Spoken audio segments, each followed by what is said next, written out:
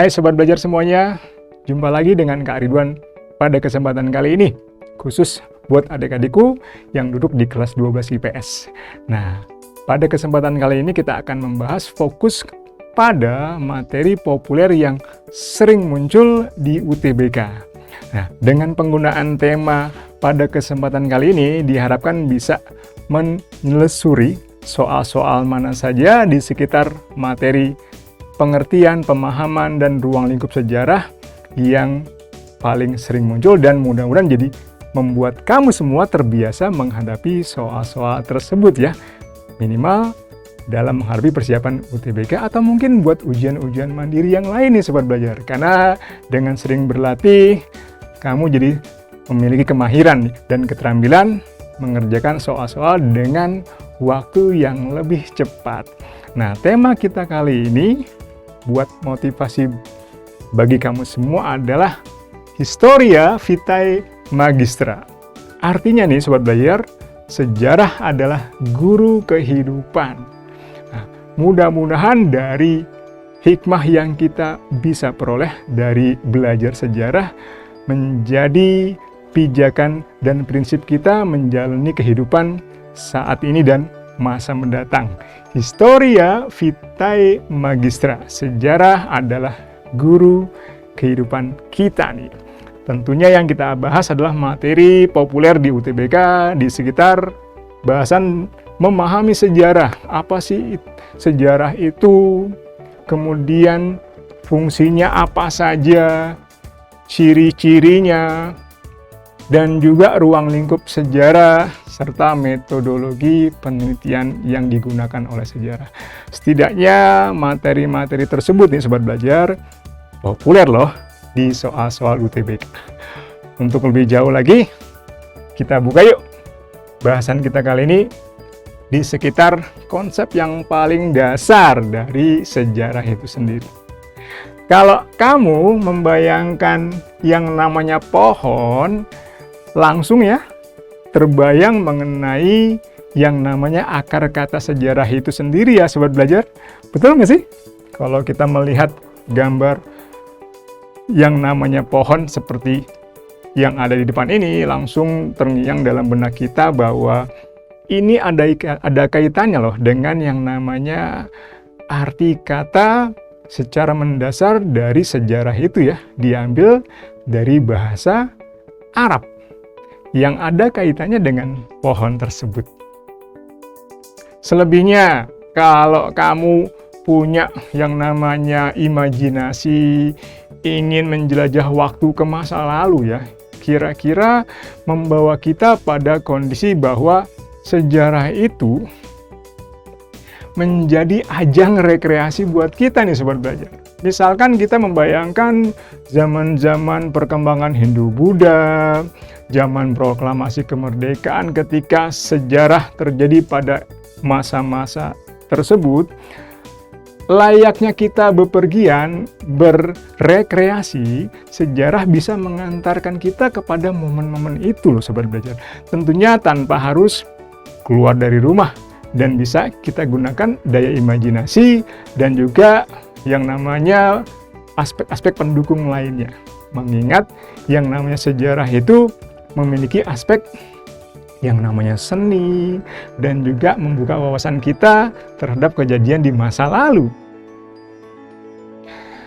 Berbicara mengenai sejarah nih Sobat Belajar, sejarah kita mengetahui bahwa memiliki salah satu sifat atau karakteristik yaitu unik ya. Mengapa ya sejarah itu kok disebutnya unik? Langsung membayangkan peristiwa ketika tokoh yang sangat kita kenal dalam peristiwa pertempuran Surabaya ya. Tokoh tersebut tidak lain adalah Bung Tomo. Bung Tomo menjadi salah satu pemimpin yang karismatik dalam pertempuran Surabaya di tanggal 10 November 1945. Loh, apa kaitannya Kak dengan masalah tadi, yaitu sejarah itu unik? Ya tentunya ini mengacu kepada peristiwa sejarah hanya terjadi dan berlangsung sekali. Betul nggak Sobat Belajar? Karena terjadinya cuma sekali, makanya sejarah itu jadi unik loh Sobat Belajar. siapa di antara kamu ya yang punya keinginan untuk membuktikan kebenaran peristiwa sejarah? Sejauh mana ya peristiwa sejarah bisa dikatakan valid dan memiliki nilai-nilai kebenaran? Nah, intinya ini bisa menjadi bagian dari upaya kita menemukan jawabannya nih Sobat Belajar. Melalui tentunya pembahasan soal-soal populer UTBK yang berkaitan dengan metodologi penelitian sejarah. Berkaitan juga dengan materi populer di UTBK tadi ya, Sobat Belajar, berhubungan dengan yang namanya pemahaman dasar mengenai konsep sejarah.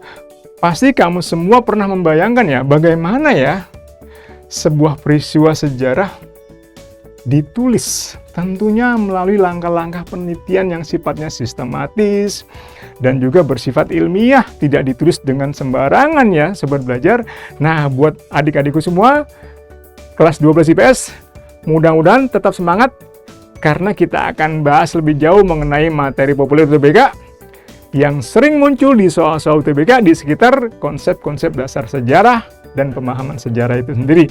Pokoknya bikin kamu semua jadi tambah semangat belajar, karena sekarang belajar itu mudah. Ayo belajar! Jangan lupa belajar, karena sekarang belajar itu mudah. Ayo belajar! Baik Sobat Belajar semuanya, kita langsung bahas yuk pokok bahasan yang sangat populer di UTBK yang secara umum sering muncul pokoknya. Nah, kita sengaja bahas dari mulai hal yang sangat mendasar, yaitu pengertian sejarah itu sendiri. Ya, kalau berbicara mengenai sejarah, langsung ya terbayang dalam benak kita sejarah itu peristiwa masa lalu, kejadian yang pernah terjadi di masa lalu. Tapi kira-kira secara lebih fokus pengertian sejarah itu sebenarnya apa ya Sobat Belajar?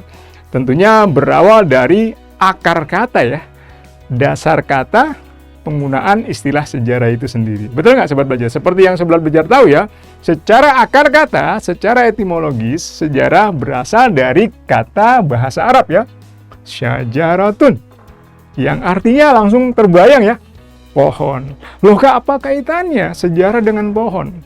Langsung bisa kalian bayangkan loh Sobat Belajar bahwa pohon di sini dimaknai sebagai sebuah bentuk pertumbuhan dan perkembangan sejarah itu sendiri. Kalau kita membayangkan yang namanya pohon, ciptaan Tuhan ini sangat unik ya, tumbuh berkembang dengan cabang-cabang, ranting-ranting dan tunas-tunas yang seakan tidak pernah berhenti tumbuh dan berkembang. Seperti itulah sejarah Sobat Belajar. Layaknya pohon, sejarah menjadi akar dan juga sekaligus menjadi batang pohon, dan akhirnya tumbuh menjadi ranting-ranting dan tunas yang terus tumbuh dan berkembang. Sejarah adalah ilmu yang paling dinamis, terus berkembang, terus tumbuh seiring dengan pertumbuhan dan perkembangan masyarakat. Oleh karena itulah diambil dari kata dasar atau akar kata secara etimologis sejarotun.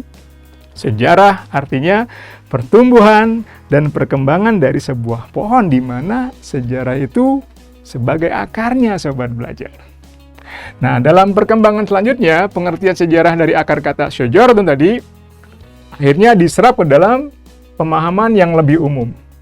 Dari mulai pengertian dari bahasa Melayu ya Sobat Belajar, ada istilah syajaroh, artinya silsilah atau keturunan. Kemudian history dari bahasa Inggris yang artinya adalah masa lalu.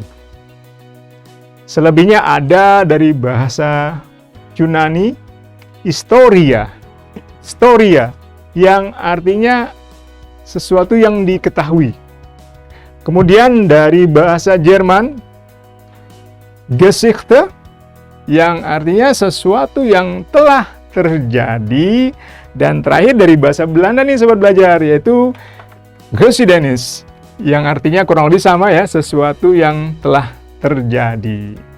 Gimana Sobat Belajar? Setidaknya konsep dasar pemahaman sejarah itu sendiri menjadi kita dapatkan ya. Selebihnya mengenai definisi sejarah dari beberapa tokoh ya Sobat Belajar. Diawali pendapat dari tokoh yang namanya Herodotus. Herodotus diakui sebagai bapak sejarawan dunia. Nah, beliau mengatakan sejarah itu tidak berkembang ke arah depan dengan tujuan yang pasti, melainkan bergerak seperti garis lingkaran siklus yang tinggi rendahnya diakibatkan oleh manusia itu sendiri. Jadi sejarah dalam pandangan Herodotus tidak berbentuk garis lurus ya sobat belajar, melainkan seperti lingkaran siklus. Selebihnya pendapat dari Ibnu Khaldun, sejarawan Islam dari abad pertengahan, yang menyatakan bahwa sejarah adalah catatan tentang peradaban manusia yang meliputi realitas dan sebab akibat. Wah, jadi kaitan peristiwa sejarah sangat erat dengan realitas sosial kehidupan masyarakat yang kaitannya dengan kausalitas ya, hubungan sebab akibat. Dan berikutnya pendapat dari tokoh Indonesia, Muhammad Ali. Beliau mengatakan bahwa sejarah adalah ilmu yang menyelidiki perubahan-perubahan, kejadian-kejadian dan peristiwa-peristiwa yang merupakan realitas dari masa lalu. Tentunya realitas dari masa lalu menunjukkan bahwa peristiwanya benar-benar terjadi ya, sobat belajar. Tambahan lagi, yaitu definisi dari tokoh sejarawan namanya Muhammad Yamin. Menurut Bapak Muhammad Yamin, sejarah adalah ilmu pengetahuan yang disusun atas dasar penyelidikan dari beberapa peristiwa yang bisa diteliti kebenarannya dan dibuktikan sebagai bahan kenyataan yang benar-benar terjadi. Jadi syaratnya berarti bisa kita simpulkan sejarah itu nggak semua peristiwa masa lalu, melainkan sejarah adalah peristiwa masa lalu yang harus benar-benar terjadi. Berikutnya, sejarah menurut Bapak Kunto Wijoyo adalah hal-hal yang menyuguhkan fakta unik, empiris, ideografis, dan juga diakronis. Maksudnya berkaitan dengan proses urutan waktu kejadian, kronologi. Dan terakhir, pendapat dari R.G. Collingwood, beliau menyatakan bahwa sejarah adalah bentuk penyelidikan tentang hal-hal yang telah dilakukan oleh manusia pada waktu lampau. Oke, kita lanjut lagi ya sobat belajar, konsep bahasan kita di sekitar pengenalan sejarah secara mendasar dengan bahasan mengenai ciri umum sejarah. Kira-kira ciri umum sejarah apa saja ya? Pasti sebagian dari materi kita ini sobat belajar pernah tahu. Pertama, sejarah punya ciri umum yaitu unik. Nah, sempat kita singgung nih, kenapa sih Kak sejarah itu unik? Ya karena setiap peristiwa sejarah hanya terjadi satu kali. Nggak bakal terulang loh sobat belajar. Loh Kak, bukannya proklamasi kita peringati setiap tahun? Benar, tapi yang berulang adalah polanya, pola peringatannya, momentumnya. Sementara kejadian sebenarnya secara realita hanya terjadi satu kali pada tanggal 17 Agustus di tahun 1945. Oleh karena itulah, sejarah memiliki ciri unik. Gitu sobat belajar ya, karena hanya terjadi satu kali. Selebihnya adalah ciri abadi.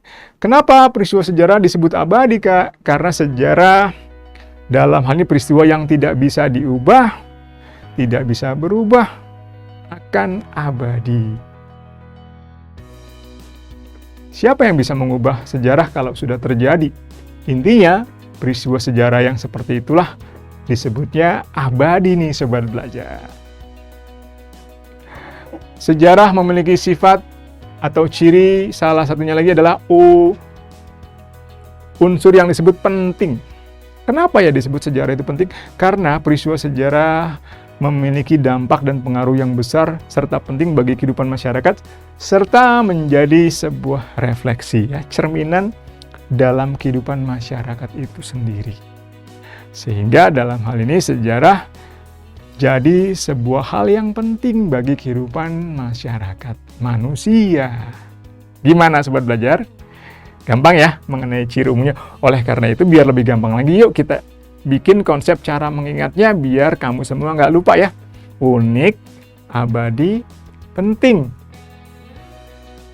3 ciri sejarah. Uap, unik, abadi, penting. Unik karena terjadi satu kali, Kak. Abadi karena nggak bisa berubah, Kak.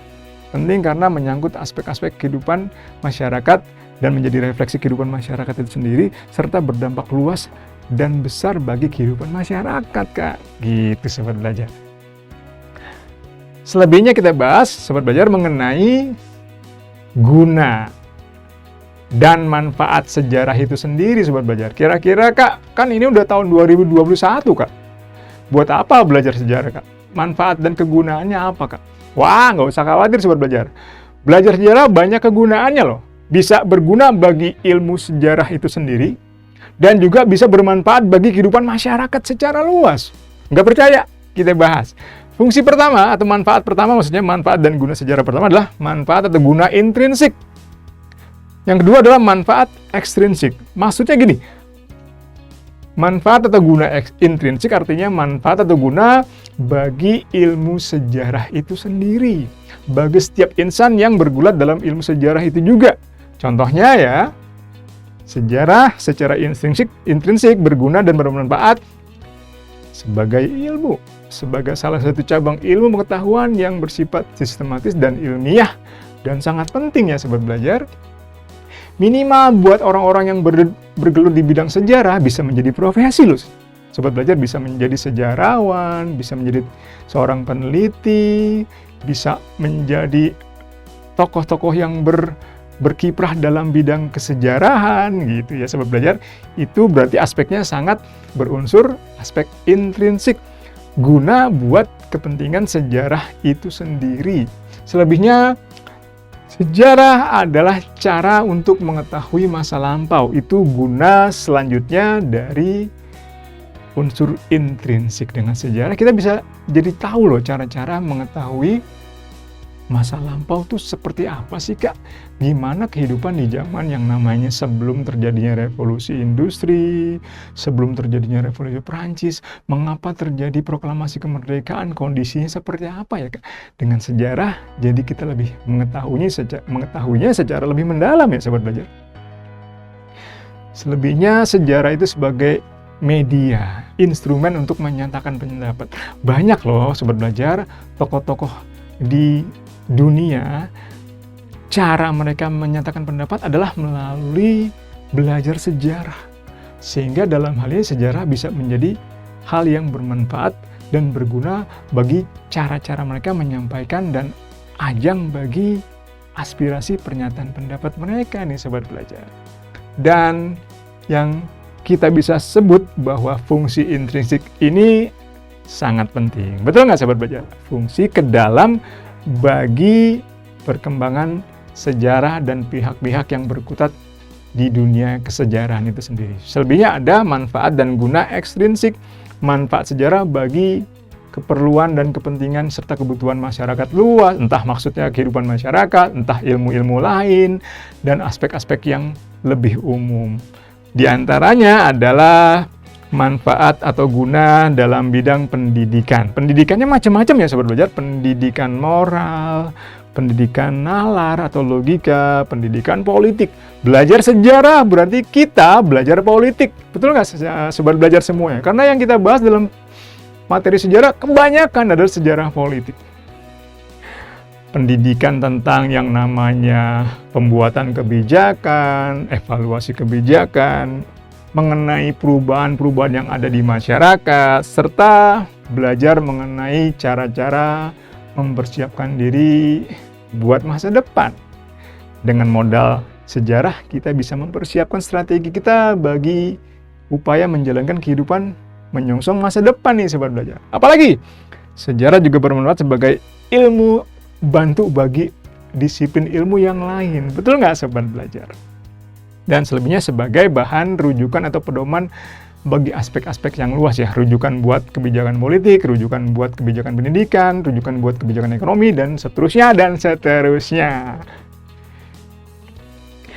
Baik, selanjutnya Sobat Belajar adalah bahasan mengenai fungsi sejarah. Fungsi sejarah, ada fungsi pendidikan, mengandung nilai-nilai edukasi, memberikan inspirasi dan motivasi, memberi nilai rekreasi, bisa mengantar kita kepada peristiwa-peristiwa sejarah di masa lalu, dan juga dalam hal ini fungsi penunjang proses pembelajaran atau fungsi instruktif. Kemudian Sobat Belajar, kita lanjut mengenai ruang lingkupnya ya. Ruang lingkup sejarah secara umum ada 4 ya Sobat Belajar. Sejarah sebagai peristiwa mengacu kepada peristiwa dari masa lalu yang benar-benar terjadi. Kemudian ruang lingkup berikutnya sejarah sebagai kisah. Itu artinya adalah narasi yang kembali dikisahkan, yang disampaikan berdasarkan ingatan manusia, bisa pelaku, bisa para saksi ya. Secara lisan kebanyakan maupun juga tulisan. Diceritakan kembali kejadian-kejadian masa lalu melalui narasi-narasi oleh para yang namanya pelaku dan juga para saksi. Selebihnya sejarah sebagai seni mengandung unsur imajinasi, emosi, intuisi, bahkan gaya bahasa nih Sobat Belajar. Pernah dong baca novel sejarah? Pernah dong nonton film sejarah? Apa yang kalian dapatkan? Terhibur ya, tergugah imajinasi kita. Bagaimana pendapat kalian setelah menonton Titanic, 300, nonton sejarah tentang Perang Dunia Kedua, menggugah yang namanya emosi, imajinasi, dan juga hal-hal lain yang sifatnya bisa menghibur kita juga ya Sobat Belajar. Selebihnya sejarah sebagai ilmu, yaitu sejarah memiliki teori dan metodologi yang khas. Baik, Sobat Belajar semuanya, saatnya kita bahas tentang soal-soal yang populer di UTBK ya. Selebihnya juga sempat kita lihat di sini ada sumber sejarah yang terdiri atas 3 unsur ya Sobat Belajar, lisan, tulisan, dan juga benda atau artefak. Dan sisanya mengenai tahap penelitian sejarah yang juga cukup populer muncul di soal UTBK, SBMPTN, bahkan ujian-ujian mandiri yang lain nih Sobat Belajar. Nanti kita bahas lebih lanjut ya Sobat Belajar. Untuk menghafal tahapan penelitian sendiri, udah kita gunakan hafalannya dari mulai topik, heuristik, verifikasi, interpretasi historiografi dengan singkatannya to have in history. Topik, heuristik, verifikasi, interpretasi, dan historiografi. Saatnya yuk kita bahas soal ya Sobat Belajar. Soal pertama nih Sobat Belajar adalah soal dari UTBK yang membahas tentang ilmu yang mengkaji aspek-aspek yang berkaitan juga dengan sejarah. Tapi adalah aspek ketika masyarakat belum mengenal tulisan. Ilmu pengetahuan yang mempelajari kehidupan masa lampau manusia. Sebelum ada sumber-sumber tertulis. Loh, berarti kalau gitu sumber-sumber tertulis belum ada, Kak. Lah, berarti nggak bisa menggunakan ilmu sejarah secara umum dong, Kak. Betul, melainkan harus menggunakan ilmu bantu yang khusus mengkaji perkembangan budaya masyarakat sebelum mengenal tulisan. Apalagi kalau bukan ilmu tentang benda-benda purbakala, yaitu, iya pinter, arkeologi, ilmu yang membahas tentang benda-benda atau artefak purbakala dari masa lalu. Karena mengingat dari zaman praaksara, zaman prasejarah belum ada tulisan ya Sobat Belajar, berarti kita nggak menggunakan sumber-sumber tertulis ya. Melainkan berdasarkan sumber benda. Minimal apa Sobat Belajar? Fosil, betul nggak? Nah, ilmu arkeologi paling tepat untuk membahas itu tuh Sobat Belajar. Kedua, soalnya sebagai berikut nih Sobat Belajar. Seorang guru menceritakan Perang Dunia Kedua kepada siswa di ruang kelas. Wah, misalkan nih kakak sebagai gurunya ya. Kakak sebagai guru sejarah sedang menceritakan tentang Perang Dunia Kedua nih Sobat Belajar di depan kelas kepada murid-murid kakak. Misalkan kamu semua nih Sobat Belajar. Nah pertanyaannya, hal tersebut digolongkan ke dalam konsep sejarah yang mana ya Sobat Belajar? Apakah sejarah sebagai ilmu? Apakah sejarah sebagai peristiwa? Apakah sejarah sebagai kisah? Apakah sejarah sebagai seni? Kayaknya yang nggak mungkin ya Sobat Belajar. Kita langsung skip aja, ini nggak mungkin. Sejarah sebagai seni berarti sejarah mengandung nilai intuisi, emosi, imajinasi. Di sini kurang menjelaskan secara detail. Bukan hal itu. Sejarah sebagai ilmu adalah sejarah yang memiliki teori dan metode tidak terlihat dalam konteks wacana tersebut. Sejarah peristiwa adalah peristiwa sejarah dari masa lalu yang benar-benar terjadi. Memang yang dikisahkan bisa jadi benar, bisa jadi belum tentu terbukti, tapi yang pasti dari gambaran di soal tersebut, seorang guru yang sedang menceritakan peristiwa sejarah dalam versi yang keluar dari dirinya menjadi bentuk pengisahan atau narasi ya. Narasi berarti apa tuh Sobat Belajar? Cerita. Menceritakan kembali berarti sejarah sebagai kisah. Dengan demikian, sejarah sebagai kisah contohnya adalah ketika seorang guru sedang bercerita mengajarkan tentang peristiwa sejarah di dalam kelas ya Sobat Belajar. Narasi yang dikisahkan berdasarkan sudut pandang tertentu mengenai peristiwa dari masa lalu. Bisa jadi narasi tersebut bersifat subjektif ya Sobat Belajar, tergantung siapa yang menceritakannya kembali peristiwa sejarah itu. Oke, soal nomor 3 Sobat Belajar. Wah, ini kakak yakin kamu bisa semua nih Sobat Belajar. Pengujian atau penilaian terhadap sumber-sumber sejarah yang diperoleh untuk mendapatkan sumber sejarah yang baik dan dipercaya kebenarannya.